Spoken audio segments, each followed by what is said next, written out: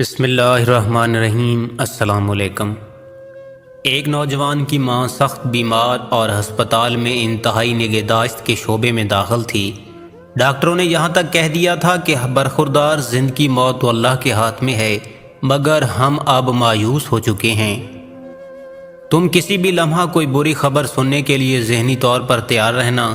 رات گھر گزارنے کے بعد صبح ماں سے ملاقات کے لیے ہسپتال جاتے ہوئے نوجوان راستے میں ایک پیٹرول پمپ پر رکا۔ پیٹرول بھروانے کے لیے اپنی باری کا انتظار کرتے ہوئے اس کی نظر سروس شاپ کی دیوار کے پاس پڑی، جہاں ایک بلی نے خالی ڈبے کے نیچے بچے دے رکھے تھے۔ یہ نوزائیدہ بچے بہت ہی چھوٹے تھے، جو ابھی چلنے پھرنے کے قابل بھی نہیں تھے۔ نوجوان کے ذہن میں جو پہلی بات آئی وہ یہ تھی کہ اتنے نازک اور چھوٹے سے بچے کھانا کہاں سے اور کیسے کھائیں گے۔ یہ خیال آتے ہی اس نے اپنی کار ایک طرف ہٹا کر بند کی، دکان سے جا کر مچھلی کا ایک ڈبہ خریدا، کھول کر اسے بلی کے بچوں کے پاس رکھ دیا۔ بچوں نے کھانا شروع کیا تو وہ خوش ہو کر اپنی کار کی طرف گیا اور پیٹرول بھروا کر ہسپتال جا پہنچا۔ جیسے ہی اس نے اپنی ماں کے کمرے میں جھانکا تو بستر خالی پا کر اس کی آنکھوں تلے اندھیرا چھا گیا۔ ڈوبتے دل کے ساتھ ایک نرس سے پوچھا کہ میری امی کہاں ہے؟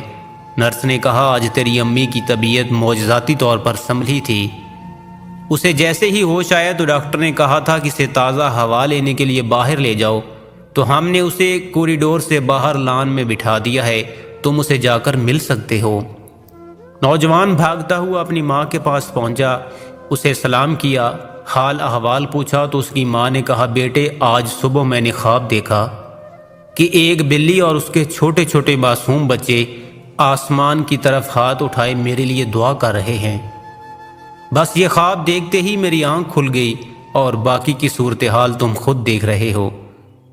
اور نوجوان حیرت بھری خوشی کے ساتھ اپنی ماں کی باتیں سنتا رہا اور اپنے دل کو ٹھنڈا کرتا رہا۔ جی ہاں، اس جل جلالہ کی رحمت کی وسعت سب کچھ اپنے اندر سمو لیتی ہے۔ ایسے ہی تو ہمیں نہیں سکھایا گیا کہ اپنے مریضوں کا صدقہ سے علاج کرو؟ یہ صدقہ ہی تو ہے جو تمہارے رب کے غصے کو ٹھنڈا کرتا ہے۔